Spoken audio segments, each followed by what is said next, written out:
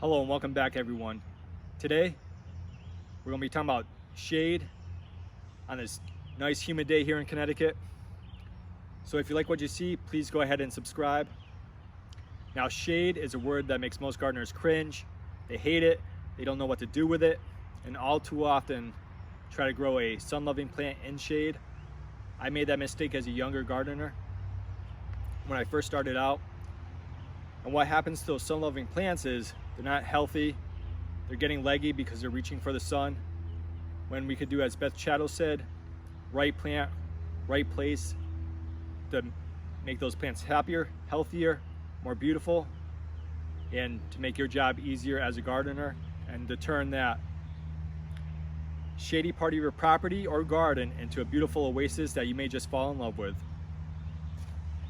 Now, there's two types of shade.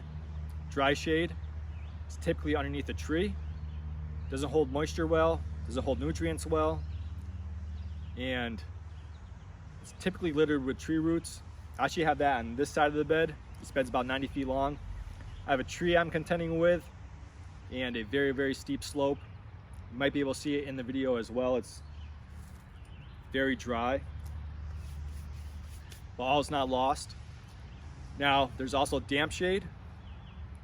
Better water retention, better nutrient retention, a lot easier to deal with in terms of getting your plant established. Now, how do you know if you have dry shade or damp shade? Is it underneath a tree? Typically underneath a tree, it's going to be dry shade.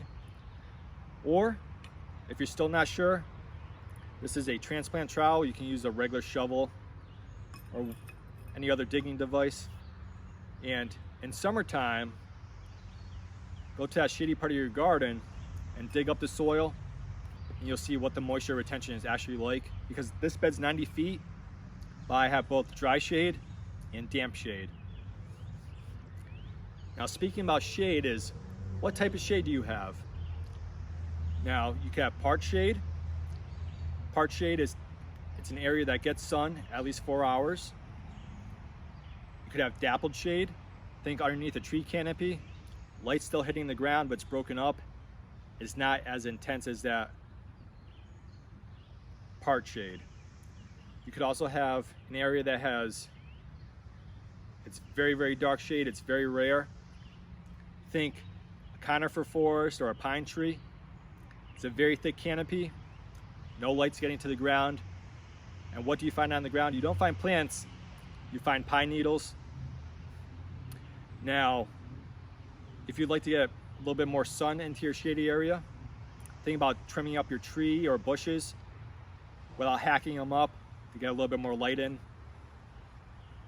And while dealing with dry shade or damp shade, rule of thumb, always amend the soil like you would any other place, either with cow manure, leaf mold, compost, help get those nutrients back in the ground and help with water retention.